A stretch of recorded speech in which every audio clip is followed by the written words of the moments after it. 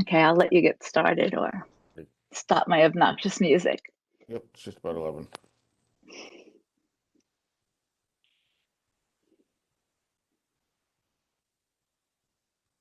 Everybody right to 11 and we'll start the ball rolling.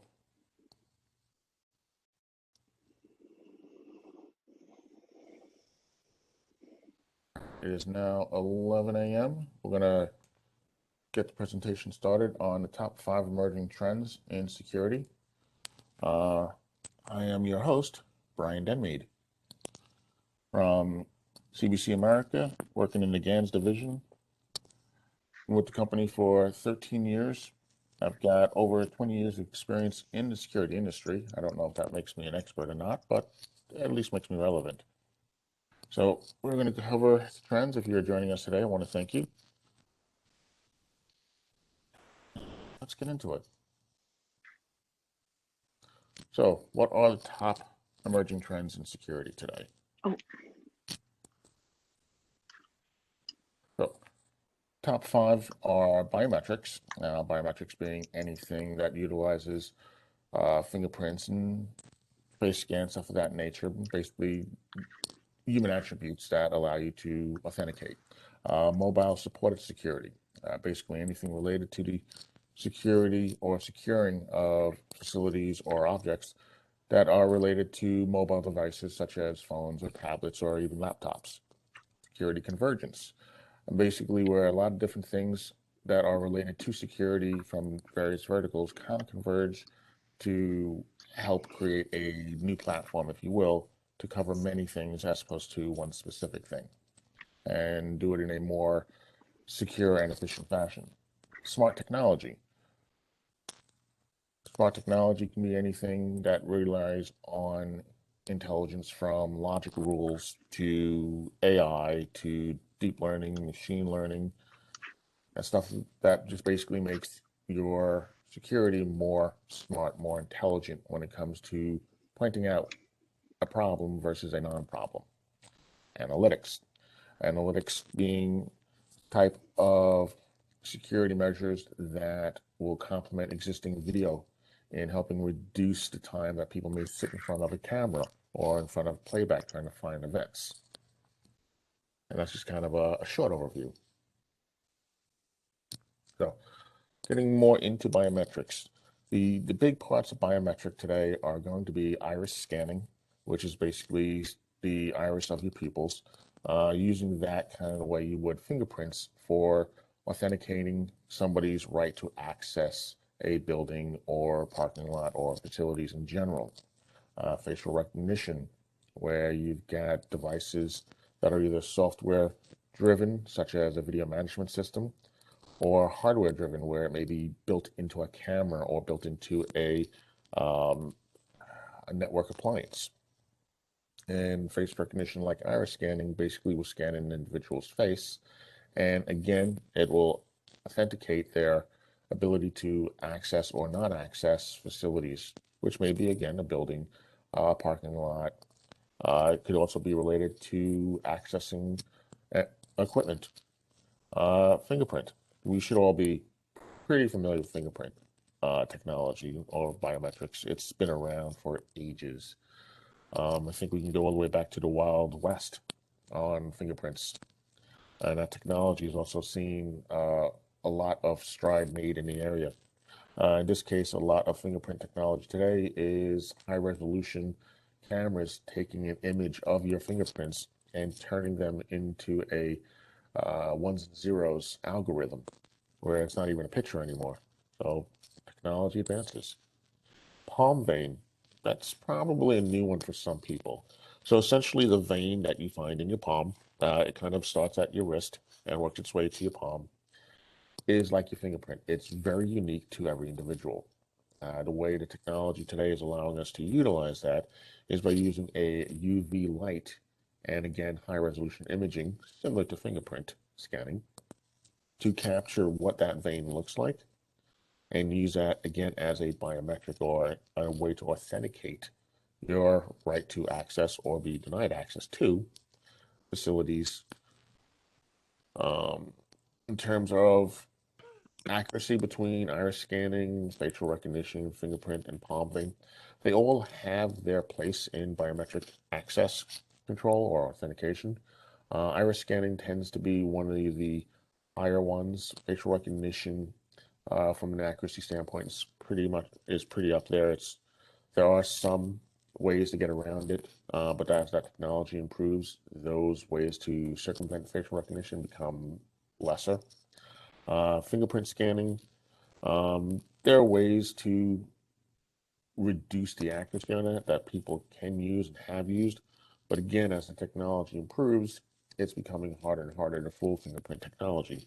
And palm vein is up there with iris scanning in terms of its unique value and the difficulty in being able to fake it.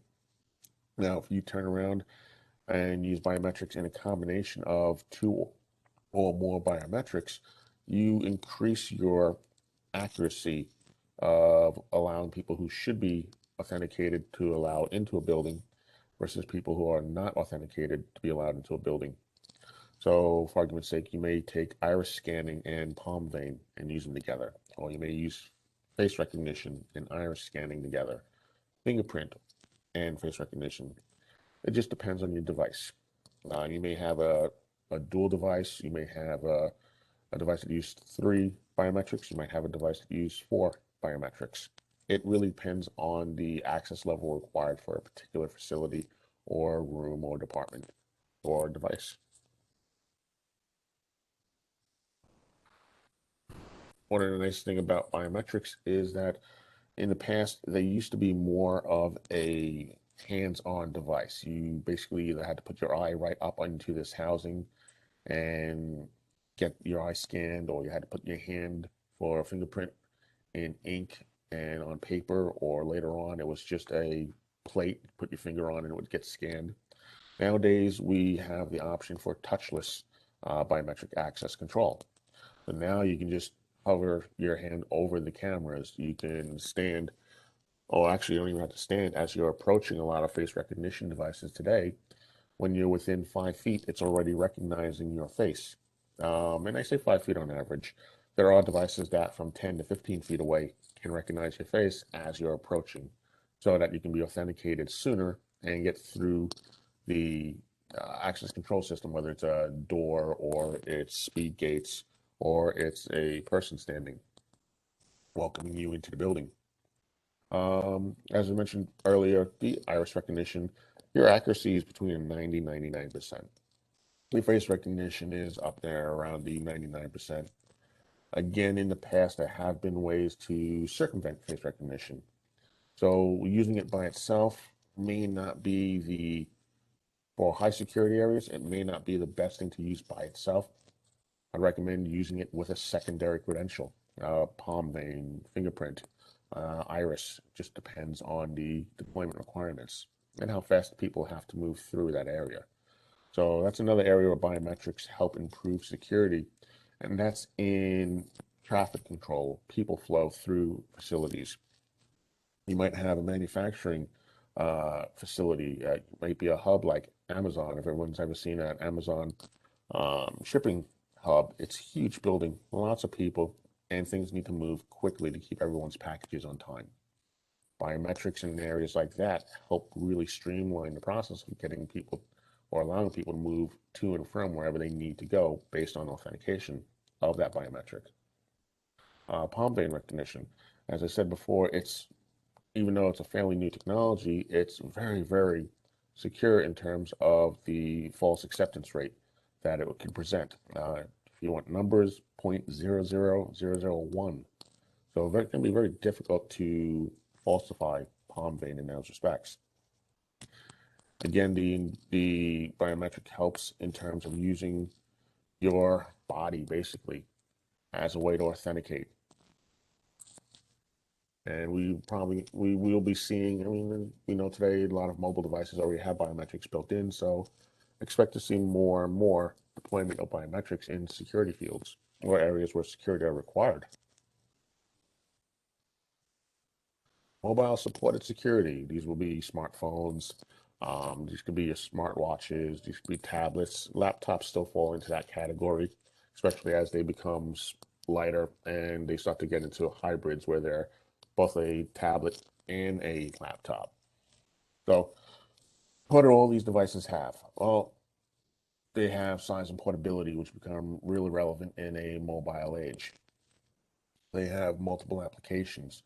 So from the access of a video management software, it will allow you to monitor your cameras. You can get push notifications to your mobile devices. Again, whether it's a laptop, whether it's a tablet, whether it's your smartphone, or it's the smartwatch that you wear. All these functionalities help bring the snippets, if you will, of security events to you, or through other applications allow you to admin or configure security devices.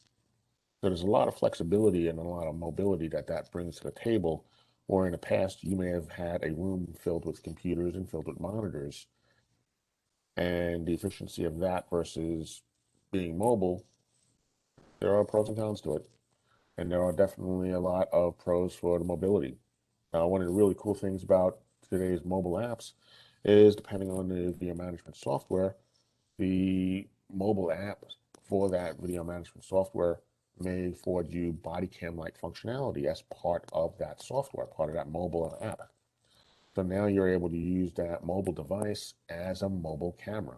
It starts streaming back to your video recording software. Where in the past, and this is kind of a convergence if you think about it, in the past that was a dedicated device. Now you have a multi-role based device that's allowing you to get that same functionality. So think of that as a little prelude to what security convergence really means.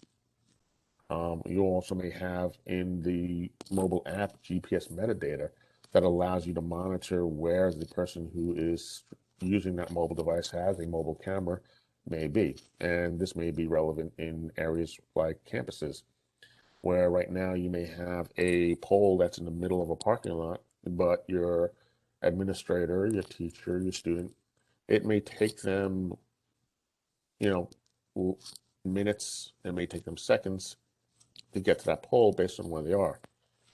Now, with the mobile device, you may be able to have a panic button on it. So, or you may be able to have a communications button on it where you can be put into immediate communications with the monitoring company or the campus police or facility security to allow them to know where you are. So if it's a business and you have your own private parking garage or a parking lot, you're letting the security in the area know, hey, I'm heading to my vehicle. It cuts down response time. So a lot of ways that mobile devices up the game for security and help give you more security in that respect for peace of mind.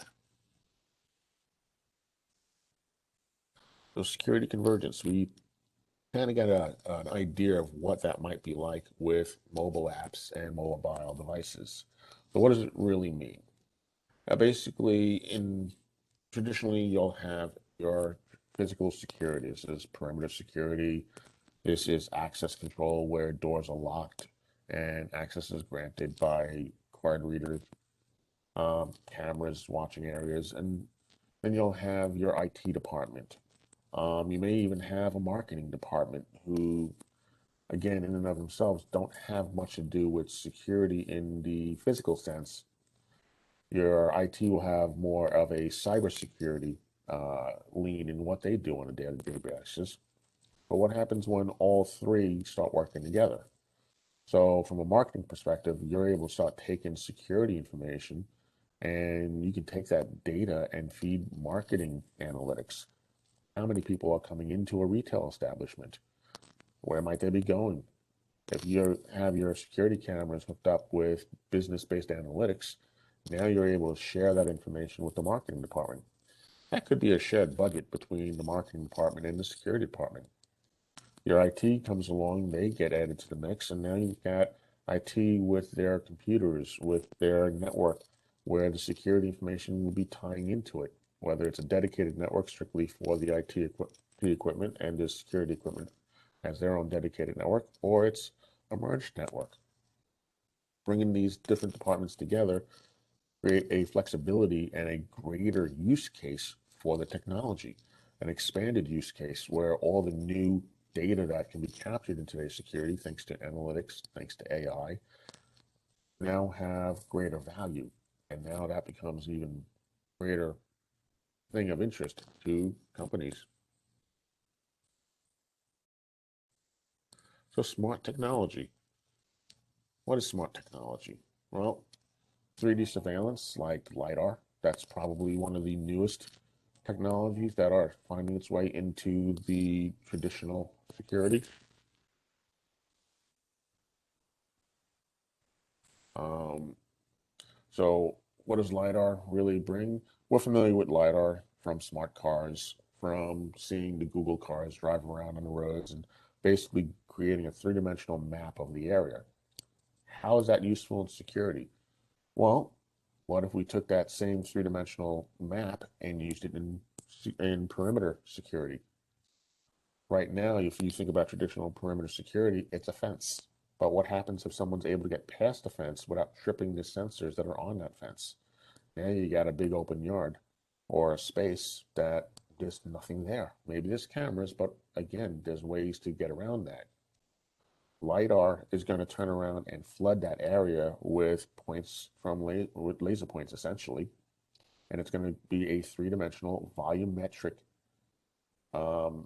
area. It's not going to be two-dimensional like a fence line. Now, when somebody moves from that fence line, moves through that theoretically empty space, well, LiDAR is filling that space with a way to detect that individual or object that's moving through it. So now you've just added a new layer and a pretty precise, if not precise, technology or layer to your security. So LiDAR is growing, is going to see a pretty good change or pretty good growth in the industry because of that new layer. So LPR. A lot of us are familiar with LPR, but LPR till recently hasn't really been a mass available product or platform. It's finding its way down into more and more devices. Going back to the concept of convergence and mobile technology. What if your mobile app is your mobile camera and you're able to use that mobile channel as a channel for LPR? Now you could be a security guard walking around campus with your mobile device, your mobile apps running on it. There's some cars parked in an area where maybe they shouldn't be, and that guard can turn around and scan those plates with the mobile app on his mobile device into LPR. Now LPR starts expanding its role in security. It starts finding new ways and new avenues where it becomes a very, very useful tool in more of the everyday security, not just very specific securities like high value parking lots or high value retail environments or residential areas. Now more and more people can find LPR useful in, say, your local town park or not just state parks or areas like that. It could be sporting events where the security force for the event can go around and spot cars and check the license plates to make sure that, hey, this person is valid. They should be parked here. So it helps bring another layer of security to the market that is very helpful and very impactful. So what about AI and deep learning?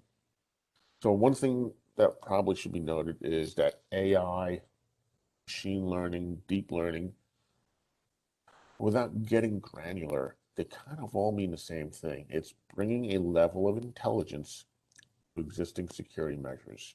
So what do I mean by that? You have a camera, traditional, uses motion detection, but that motion detection cannot tell you if it's a person or if it's a vehicle that's gone through the scene. Well, you take your regular analytics. Well, your analytics can tell you that it's an object that went through the scene, and it can tell you it's a very specific scene. Now you take AI to that, and AI can say, okay, the analytics is correct. An object did go through, but that object is a vehicle, or that object is a person. Now you take deep learning and machine learning, and you can say what that classification was, or really, it is a person. It is a vehicle. Oh, by the way, it's a truck or it's a car. It's an adult or it's a child. AI and deep learning, machine learning, it brings a filter. It brings a filter to the platform, to your analytics, allowing your standard analytics to be much, much smarter. And the benefit of that is that it helps reduce false negatives or false positives. So in other words, without the analytics, with just the analytics, with just motion detection, an object went through and you would get a notification, but it might not have been a relevant event to what you're trying to protect. AI can tell you, okay, that is a person, and that person doesn't work for you because he's not wearing a helmet, or he's not wearing a safety vest, or he's not wearing a uniform that it recognizes. This is a person who's outside the norm for the facility. Well, that's a relevant event, and that's when you want to be notified.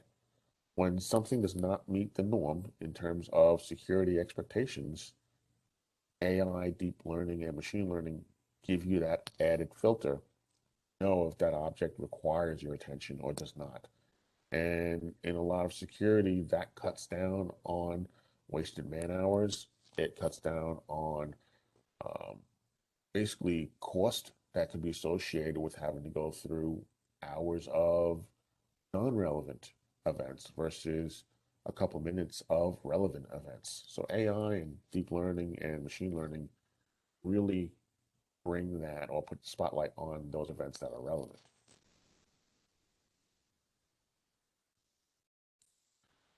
So analytics, kind of already touched on, gave the impression of analytics, but let's dive in a little deeper.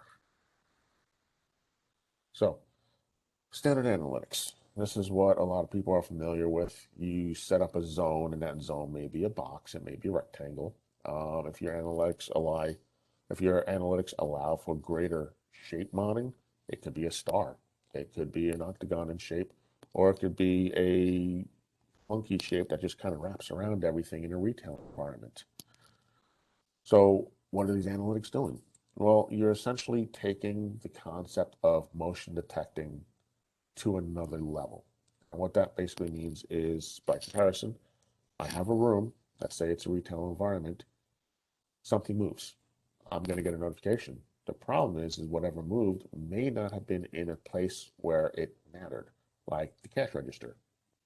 So now you take an analytic zone, you put that analytic zone around the cash register, and anything moving outside that zone doesn't generate an event. But anything within that zone does. And if the events that are in the zone are relevant, those are the ones you want to know about. And if the events outside the zone are not relevant, do you want to lose time and man hours on dealing with those non-relevant events? When they're not relevant, let's be honest, not going to want to. You're going to want to be made aware of what is relevant, what impacts the security, what impacts the day-to-day run of business or schools or facilities. If it's a residential, whether it's retail, whether it's school, you want to know what matters. You don't want to be distracted, if you will, by things that don't matter. So what else is analytics going to do? Well, analytics, besides being a zone, can be a line. And somebody can cross that line, and that can be an event.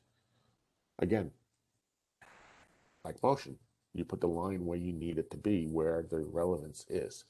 Now, with analytics, you can bring counting to the table. So now you can count how many people are coming into that zone or how many people are crossing that line. And for events like concerts, public events, movies, retail, where knowing the people flow, the traffic flow that comes through your event matters, that's a great tool. Now, if you add and AI, if you add machine learning to that analytic as another layer, not only can you tell that the person who came in is an adult, you can tell if it's a non-adult, a child. And if it's a venue like a concert and you have an age restriction, well, I'm not going to go and be bothered by somebody who is 6'2", considered an adult, but you might be bothered by somebody who is 4'2". Now, all it means is just that you're going to go and you're going to confirm, is that person an adult or a child at that point? But if you've got 50 people who register as an adult and a handful that register as a children, which numbers would you rather be dealing with? A handful of events that say you might have a child entering the facility, or would you rather have the over 50, and I'm using very low numbers for a social event, let's be honest, um, requires your attention. You can see where the impactfulness of AI and of analytics really come to the forefront of being beneficial to added security layers to your deployments. Again, whether it's a facility, whether it's a school, whether it's any kind of venue.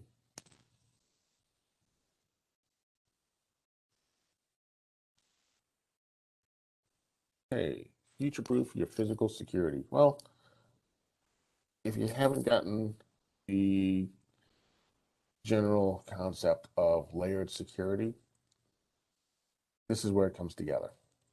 Future-proofing your physical security. So physical security being your locked door, your locked gate, your entryway, your exit points, anywhere where what's on the other side of that point is vital to your day-to-day business, to your day-to-day life, to whatever it might be, your day-to-day finances. That's physical security. But how can you turn around and add that extra layer to the relevant events? FedEx knocking on your door and dropping off a package. Well, he didn't go through the door. He doesn't have a need to go through the door. So is that a relevant event? No. But let's add a layer of biometrics to that. We'll use the CoreTrol VMS in this case as the example. You've got CoreTrol. It's got your cameras connected to it. It's got some access controls connected to it, and there's several access control companies that it's got integration with at this point. That's guarding your entry point. So how do you add another layer to that? Let's add biometrics. Someone's walking up to the door. You've got face recognition. You've got iris. You've got fingerprint. You got palm vein. As they walk up to that entrance, they just scan 1 to 2 or more of those biometric options, and they're authenticated. You just cut down on your non-essential events and gotten to exactly what you wanted with another layer. Mobile apps. Well, what if as the person is approaching the door, they authenticate on the mobile app? You have face recognition and you've got fingerprint recognition on a lot of mobile devices today. It's an access control device at that point. As the person is approaching the door, they need to gain access. They use their mobile device, scan their face, scan their thumbprint or fingerprint, and they are either authenticated or not authenticated. And what about security convergence? Well, that's kind of what we were just talking about. Your physical security is one aspect of security. Biometrics becomes another one. So it's a convergence of those to help increase the accuracy of denying or allowing people who are relevant to a facility or to a school or to a home to have access or not have access. Some of the things where this really becomes important is going to be building management or infrastructure management. These might be high-rise retail establishments. They may be high-rise apartments. They may be large places of business, shipping hubs. It could be even a port where shipping containers are coming in and to be moved around. So there's logistics behind that, and that becomes part of the infrastructure management. You need to be able to control the logistics of the vehicles, of the people moving to and from different spots. The smart technology comes into play at that point. AI helping to make sure that the events that are relevant are gaining the attention that they need to have. Face recognition is helping make sure that the people who are bringing the goods in and bringing the goods out are authenticated. LPR, license plate recognition, that's helping you make sure that the vehicles, and it could be a car, it could be a motorcycle, shipping containers have license plates on them to a certain, in a sense. So that same technology can be applied to the shipping container. So this is all part of that infrastructure management. all part of the the building management, well, business management as well. LiDAR gives you the ability to cover not just the fence line, the perimeter, but what's between the building and that fence line. You really want to think of security as multi-layered, even from the point of zones. So if your door entryway is the hot zone, the space getting up to it is going to be a yellow zone or a notification zone. And before getting up to the yellow zone, which would be the gate, you want to have a green zone, or maybe it's an orange zone where you just get a generalized notification. So you have a level of priority that these layers of security bring to that table. So it starts with physical security, but there's a lot of great tools that can add to that, that can really increase the depth of security you can have for a different deployment for a different facility, and the way it can complement and help create greater efficiency in the flow of people traffic, vehicle traffic, object traffic. It could be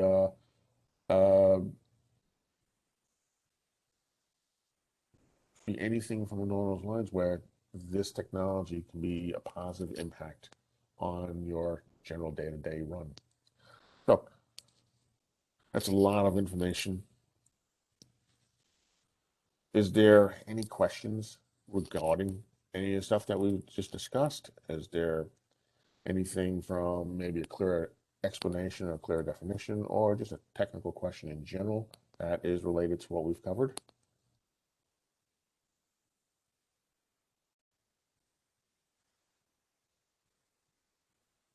Okay, I'm just watching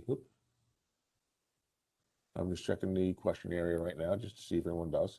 All right, if no one has any questions, I'm going to assume I did a fantastic, phenomenal job. Kidding. There's always room for improvement. If there wasn't room for improvement, we wouldn't continue to have new technologies come out that help security move forward even further. And from that perspective, ISC East is coming up. It's literally next week in New York. Uh, Hopefully everyone who's here is going to that. If you are going to that, stop by our booth. We'll have Quattro there. We'll have some of the different technologies that we've spoken about in this webinar. We'll be there and we can discuss them. We can do an on-site generalized demo of some of that technology, get into it a little bit more in discussion, or touch upon other things that are related to that. Or just come by and say hello. I'm always good with a hello and a smile. Anything else? I'll put questions out there one more time. Oh, here we go. Does Quattro integrate with Palm Vein integrations? Good question. So it really depends on the product. Quattro supports over 4,000 devices, over 140, 150 manufacturers. So in this case, one of the products that I know is integrated is going to be the Crucial Track BACS biometric devices.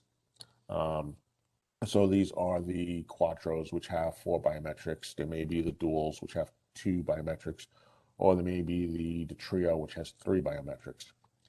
So palm vein, face recognition, iris, as well as fingerprint. Depending on the device, all these work with Quattro. They also work with your existing access control system because they have a Wiegand input. So they're very versatile. And Quattro is able to work with a lot of access control systems and a lot of these biometric systems as well on various levels. See.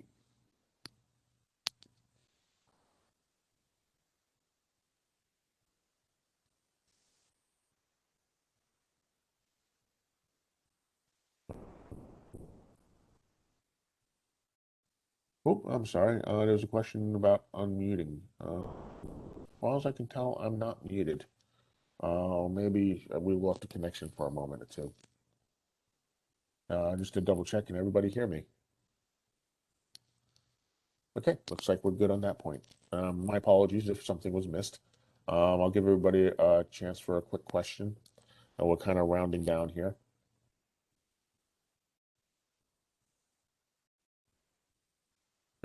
Okay, on that note, let's go ahead and run finish this webinar, I want to thank everybody who was able to attend.